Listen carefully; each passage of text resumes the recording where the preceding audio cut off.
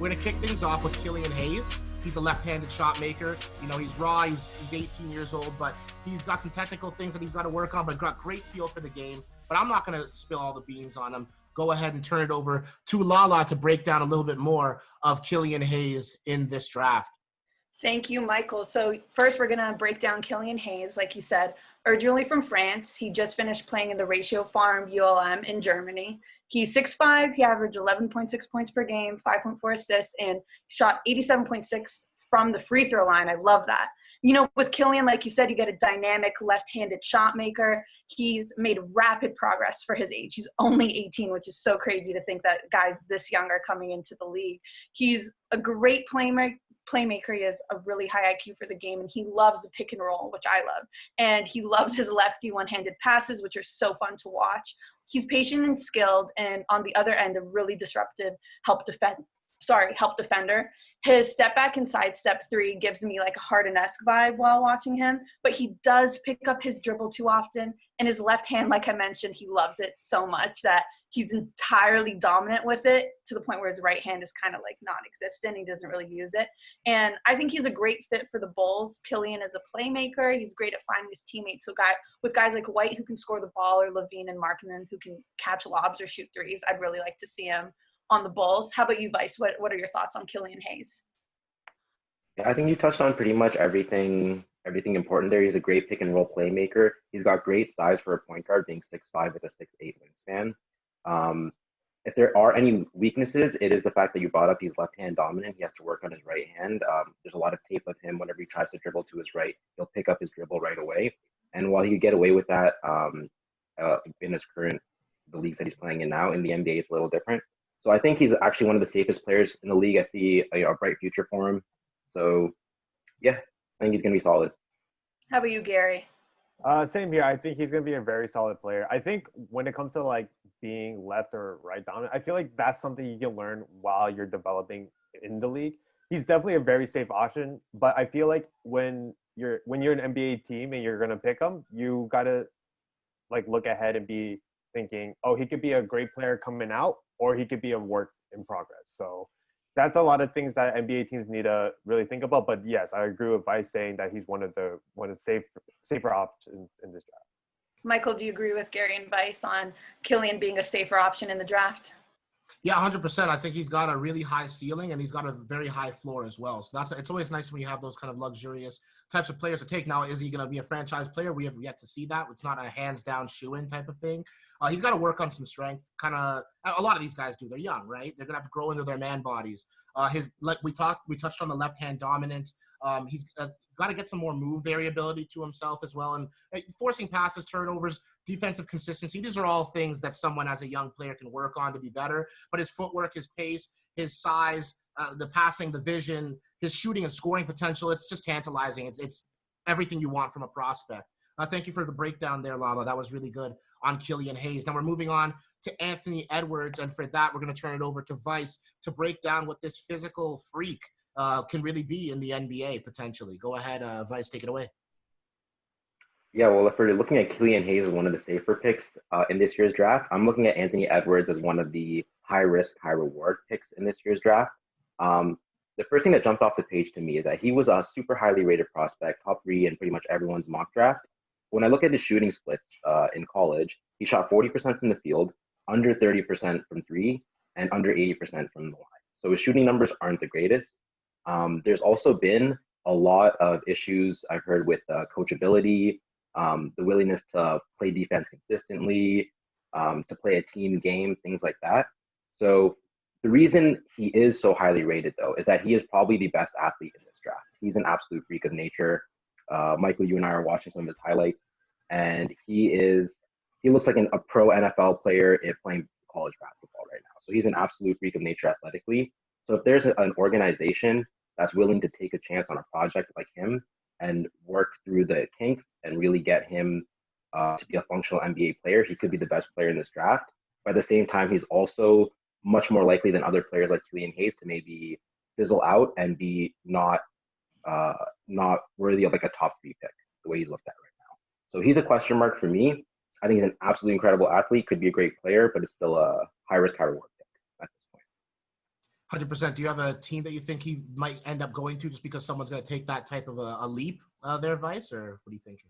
Honestly, he's the kind of guy, and I've seen it so many times before in the NBA, where chances are he'll end up on a bottom feeder team and it just won't look good.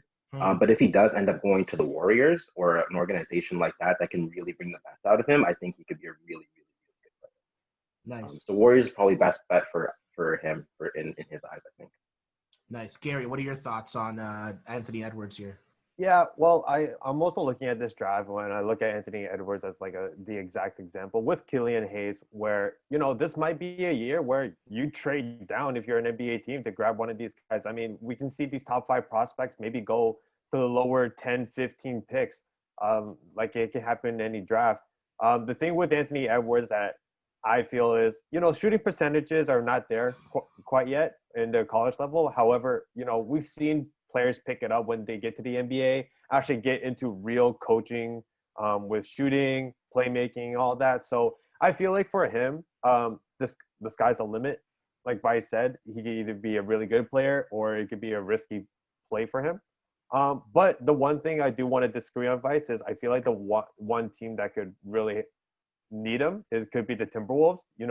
Right off the bat, you already have a playmaker and shot creator in D'Angelo Russell, and you already have a very good big man in Karl Anthony Towns who can pass the ball, shoot the ball. Him running those lanes, just getting in transition. But the only thing is though, he can't expect to be the star player though. He has to really think, I'm going to average possibly 13, 14 points a game and help this team to be in the next level. But that's really up to him. It's more of his team mindset than himself. So that's what I think. Lala, your thoughts? I agree with you guys, and there has been so much hype around Anthony Edwards. He's already signed with Clutch Sports. Like you said, could be risky. There was an NBA scout who said he can shoot it a little better than you think. He's not Ray Allen, but he ain't Tony Allen. And to me, that's like, what? That's like, okay, he's a little taller than you think. He's not Yao Ming, but he ain't no Muggsy Bogues. Like, that's just such a drastic comparison. And like Dwayne Wade said, he has potential to be better than he is. So there is that high risk, high reward, like you said, Vice. But I think, his step back to create space from beyond the arc is just so pretty, such a creative one-on-one score. Like, wait, this dude is only 18, and I'm excited to see him. He's explosive. He gets buckets. And I think, like you said, Minnesota should take him. 100%. Yeah, no, look, just to wrap that up, like, I mean, the defense, the defensive effort, the consistency, some of the shot selection, because he just forced shots up with somebody in his face sometimes, and that assertiveness, right? To know what you want to do when you're in a half-court setting, because when you are that type of a special athlete in transition, that's just super dangerous with all that bounce, 42-inch vertical. He's weighing 225 at 6'5". That's because it's a thick dude, a big dude that can just bully people. His size, his strength, all those types of things. But again, I want to see that motor defensively and that desire to want to defend at the highest level, especially if he wants to fit somewhere like Minnesota where they need that defense from that off-guard spot. Yes, of course, they have Okogie. They have Culver, who's a capable defender. But if you're going to be giving big minutes to someone like Anthony Edwards, you definitely want to see a lot of defensive effort on that end.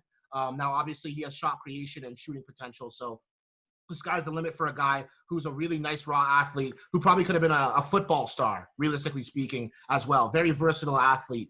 But with that, we'll wrap it up on Anthony Edwards, and we'll take it over to the last player for this segment portion. This is Lamelo Ball, obviously the man, the myth, the legend, the third and most youngest Ball brother.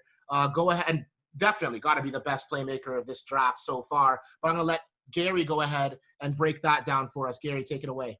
Okay, we on to Lamela Ball, Mr. BBB, Big Baller Brand. All right, so pretty much Lamela Ball, just to give you a little background on him, he played professionally in Australia. Pretty much just started, was the starting point guard for them. 6'7" point guard. He's an elite passer and an elite ball handler. I mean, this guy, he's doing whole Harlem Globetrotter passes, and it's working out for him. So that's his background when it comes to playmaking. When it comes to his pull-up game and his just making shots, he has an array of step-backs and pull-ups as well. So pretty much he can create his own shot as well as playmaking for his other teammates. And then when it comes to finishing at the rim, he has a nice layup package, floaters, left and right. He's just an all-around player. When we talk about averages, he's averaging 17 points, 7 assists, 7.6 rebounds, and 1.6 steals. So with that 1.6 steals, however, he plays the passing lane very well. So he's going to play a little bit of defense here and there.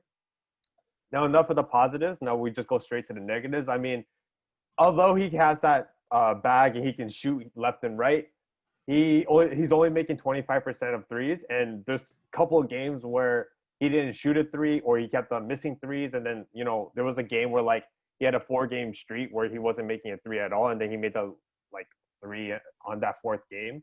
So, shooting can be a little risky here.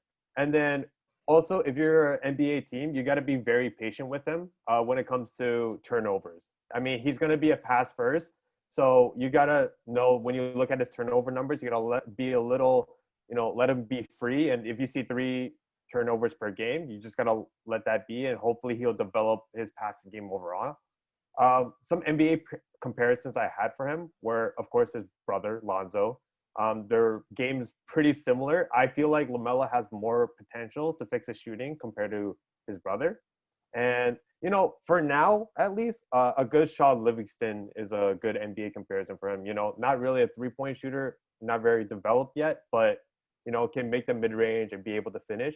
Some NBA teams that I feel like would be a great fit for him. So you got to keep in mind he's a playmaker. He's not going to be your overall 20-point scorer per game or whatever.